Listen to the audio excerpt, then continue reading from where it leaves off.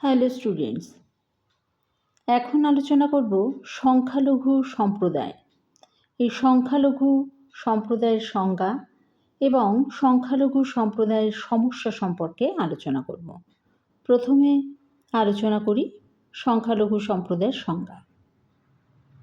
এবার সংখ্যালঘু সম্প্রদায় কাকে বলবো সেই প্রসঙ্গে বলি যে যখন কোনো জনগোষ্ঠীর সদস্য সংখ্যা তুলনামূলক বিচারে অন্যান্য সম্প্রদায় থেকে কম, তখন সেই জনগোষ্ঠীকে বলা হয় সংখ্যালঘু সম্প্রদায়। ভাষা, ধর্ম বা জাতি যে কোনো দিক থেকে সংখ্যালঘু হতে পারে। যেমন ভারতে ধর্মগত দিক থেকে মুসলমান সম্প্রদায় হলো সংখ্যালঘু সম্প্রদায়, কারণ ভারতে প্রায় 80% বা 80% হিন্দু বসবাস করে। সে তুলনায় কিন্তু মুসলমানদের সংখ্যা কিন্তু অনেকটাই কম, তাই জন্য তারা সংখ্যালঘু সম্প্রদায় হিসেবে পরিচিত। আবার জাতিগত বিচারে আদিবাসী জাতি বা তপশিলি জাতি হলো সংখ্যালঘু জাতি। তবে সংখ্যালঘু সম্পর্কে ধারণাটা খুব জটিল, কারণ এর কিন্তু কোনো সহজ সংজ্ঞা নেই, তাই জটিলতা এক্ষেত্রে দেখা দিয়েছে। যেমন সারা ভারতে জাতীয় ক্ষেত্রে মুসলমানরা সংখ্যালঘু, কিন্তু জম্মু কাশ্মীরে তারা কিন্তু সংখ্যাগরিষ্ঠ। সুতরাং সেখানে তারা কিন্তু সংখ্যালঘু সে কথা কিন্তু কখনোই বলা যাবে না। তবে সাধারণভাবে বলা যায় ভাষা, ধর্ম, বর্ণ বা জাতিগত বিচারে কোনো জনগোষ্ঠীর সদস্য যদি তুলনামূলক বিচারে কোনো দেশে কম হয়, তবে তাদের বলা হবে সংখ্যালঘু সম্প্রদায়। এবার আসে এই সংখ্যালঘু সম্প্রদায়গত সমস্যা সম্পর্কে। এই সমস্যা কিন্তু বেশ আছে এবং এই সমস্যা কিন্তু থাকবেও, আর এই সমস্যা সর্বত্রই কিন্তু চলছে।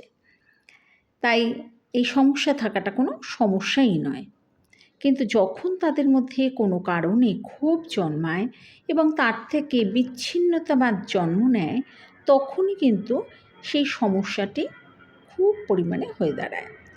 অনেক সময় তারা মনে করে যে তারা উপেক্ষিত হচ্ছে বা তাদের নিজস্ব বৈশিষ্ট্যকে বিকাশ করতে পারছে না, তখন তাদের মধ্যে আত্মনিয়ন্ত্রণের অধিকার বোধ জাগে এবং বিচ্ছিন্নতাবোধের বশে জাতীয় সংহতিকে বিপন্ন করে তোলে। ভারতে এইভাবে ভাষাগত, ধর্মগত এবং জাতিগত সম্প্রদায়ের চিন্তাভাবনা ও আচার আচরণ ভারতের রাজনীতিকে প্রভাবিত করছে এবং জাতীয় সংহতিকে বিনষ্ট করার চেষ্টা করছে। আমরা ভারতে বিভিন্ন সংখ্যালঘুদের সমস্যা সম্পর্কে আমরা একটু বলবো। প্রথমে বলি ভাষাগত সংখ্যালঘুদের সমস্যা। ভারত একটা বহু ভাষাভাষী দেশ। এক্ষেত্রে দুর্গাদাস বসু তিনি বলেছেন যে ভারতে প্রায় 845টি ভাষায় মানুষ কথা বলে। এই ভাষার বিভিন্নতার জন্য প্রাচীনকালে ভারতবাসী ঐক্যবদ্ধ হতে পারেনি। ইংরেজরা এসে ইংরাজি ভাষা চালু করে সমস্যা কিছুটা মেটালেও তারা যখন চলে যায় তখন কিন্তু ভাষাকে কেন্দ্র করে আবার কিন্তু সমস্যা দেখা দেয়। ভারতে হিন্দিভাষী লোকের সংখ্যাও বেশি। তারা কিন্তু গণপরিষদে হিন্দিকে সরকারি ভাষা হিসেবে স্বীকৃতি দেবার দাবি জানায়। অহিন্দিভাষীরা এর কিন্তু বিরোধিতা করে। এই অবস্থায় সংবিধান রচয়িতারা তারা সংবিধানের 343 থেকে 351 নং ধারায় ভাষা সমস্যার সমাধানের ব্যবস্থার কথা বলে গেছেন, কিন্তু তাতে রাজ্যের আইনসভাকে রাজ্যের এক বা একাধিক ভাষাকে সরকারি ভাষা হিসেবে স্বীকৃতি দেওয়ার অধিকারও দেওয়া হয়েছে।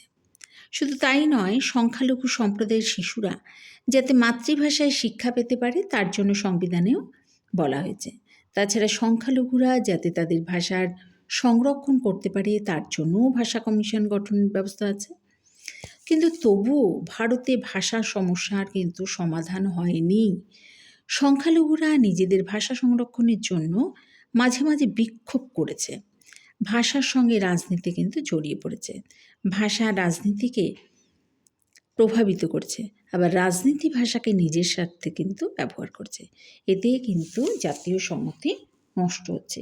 আবার দেখি ধর্মীয় সংখ্যালঘুদের সমস্যা। ভারতে ধর্মীয় সংখ্যালঘুদের মধ্যে প্রথমেই পড়ে মুসলমান সম্প্রদায়। সংখ্যাগত বিচারে হিন্দুদের পরেই তাদের স্থান। অথচ তারা ভারতে বসবাস করেও অনেকে মনে প্রাণে ভারতীয় রূপে নিজেদের কিন্তু গ্রহণ করেনি। তারা মনে করে যেন তারা দ্বিতীয় শ্রেণীর নাগরিক। তার একটাই কারণ যে সামগ্রিকভাবে মুসলমানদের অর্থনৈতিক অবস্থা কিন্তু ভালো নয়। সরকারি ক্ষেত্রে তাদের প্রতিনিধিত্বটা কম। কিন্তু স্বাধীনতার পর ভারতকে ধর্মনিরপেক্ষ রাষ্ট্র হিসেবে ঘোষণা করা হলেও মুসলমানদের অনেকেই এদেশের জীবনধারার সঙ্গে সংযুক্ত মনে প্রাণে চান না। ভারতের পরিবর্তে ইসলামী রাষ্ট্রের প্রতি তাদের আনুগত্য অনেক সময় প্রকাশ হয়ে পড়ে। এই ব্যাপারে আমাদের দেশের রাজনৈতিক দলগুলো কিন্তু দায়ী কম নয়। তারা মুসলমান সম্প্রদায়ের সমর্থন পেতে সাম্প্রদায়িক মনোভাব থেকে মুক্ত হতে পারছে না। দলের নির্বাচনী ইশতেহারে মুসলমানদের জন্য বিশেষ কর্মসূচির কথাও কিন্তু বলা হয়। এমনকি রাজনৈতিক দলের নেতারা ইমাম সাহেবদের সমর্থন পেতে গোপন বৈঠক করতে দ্বিধাবোধও করেন না। ফলে মুসলমান সম্প্রদায়ের রাজনীতিতে তাদের প্রাধান্য প্রতিষ্ঠার জন্য সুযোগ নেওয়ার চেষ্টা করছে। এর ফলে নানা ধরনের সমস্যার কিন্তু সৃষ্টি হচ্ছে। এছাড়াও উপজাতিগত সমস্যা দেখা যায়। উপজাতিগত সমস্যা ভারতীয় রাজনীতিকে বিশেষভাবে প্রভাবিত করছে। শুধু তাই নয়, মাঝে মধ্যে সংকটের সৃষ্টি হচ্ছে, কারণ উপজাতিদের মধ্যে পৃথক রাষ্ট্র গঠনের মানসিকতা কিন্তু দেখা দিয়েছে। এই কারণে এটা রাজনৈতিক সমস্যায় পরিণত হয়েছে। তো এই ছিল আজ বিভিন্ন সমস্যা।